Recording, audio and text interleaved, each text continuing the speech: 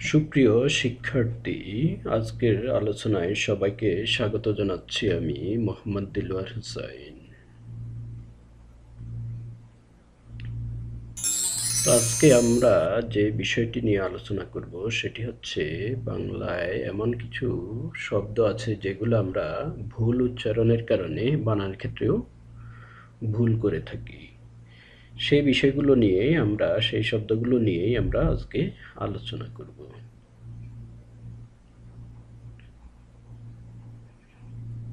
যে প্রায় শোনা যায় সুষ্ঠ, আসলে শব্দটি সুষ্ঠ নয়, শব্দটি হবে সুষ্ঠু। মুমূর্ষ কথাটি শোনা যায়, লোকটি মুমূর্ষ প্রায়, আসলে শব্দটি মুমূর্ষ হবে না, হবে মুমূর্ষু। ন্যূনতম প্রায় শোনা যায়, শব্দটি আসলে ন্যূনতম নয়, শব্দটি হচ্ছে ন্যূনতম।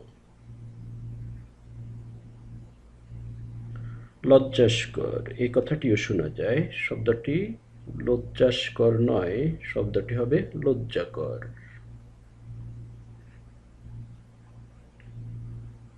মুহূর্ত শব্দটি অনেকে বানানে ভুল করে থাকেন। মুহূর্ত বানানটি ঠিক এভাবে হবে, ময়ের সঙ্গে রস্যকার যুক্ত হবে, হয়ের সঙ্গে দীর্ঘকার, তয়ের উপর রেফ যুক্ত হবে। দৈন্যতা কথাটিও শোনা যায়, আসলে শব্দটি দৈন্যতা নয়, শব্দটি হচ্ছে দৈন্য অথবা দীনতা। আবার অনেক সময় সৌজন্যতা কথাটিও শোনা যায়, শব্দটি সৌজন্যতা নয়, শব্দটি হবে সৌজন্য। সরস্বতী শব্দটিও অনেকে বানান ভুল করে থাকেন। সরস্বতী এইভাবে লিখতে হবে, প্রথম স-এর সঙ্গে কোনো অবস্থাতে ব-ফলা যুক্ত করা যাবে না। ভুল শব্দটি অনেকে ভুল বানানে লিখে থাকেন। ভুল কখনোই ভুল করা যাবে না, ব-এর সঙ্গে সবসময় রস্যকার যুক্ত হবে। সন্ন্যাসী শব্দটিতেও অনেকে বানান ভুল করেন। সন্ন্যাসী ঠিক এইভাবে লিখতে হবে, ন-এর সঙ্গে ন যুক্ত বর্ণ হিসেবে থাকবে।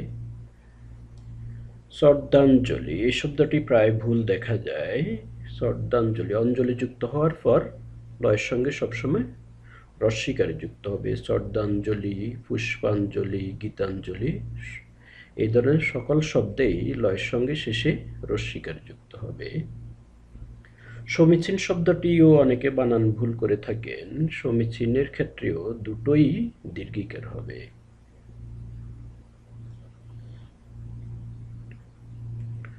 সস্ত্রীক শব্দটির ক্ষেত্রে অনেকে বানান ভুল করে থাকেন। স-এর সঙ্গে যখন ব-ফলা যুক্ত করব তখন সেটি নিজ অর্থে ব্যবহার হয়, আসলে সস্ত্রীক বলতে নিজ স্ত্রী বোঝায় না, সস্ত্রীক বলতে আমরা স্ত্রী সহ বোঝাই, সেক্ষেত্রে স-এর সঙ্গে কোনো অবস্থাতে ব-ফলা যুক্ত হবে না।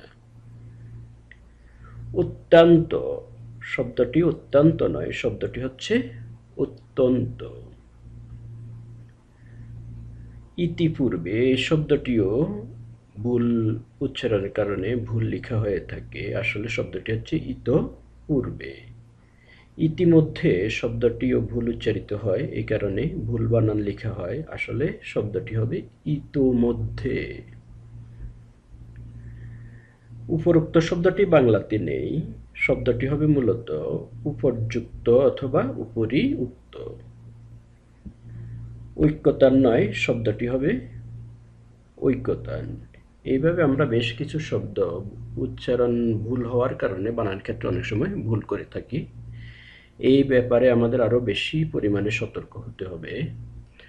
তো আমাদের আজকের আলোচনা এই পর্যন্তই। সবাই সুস্থ এবং সুন্দর থেকো। আল্লাহ হাফেজ।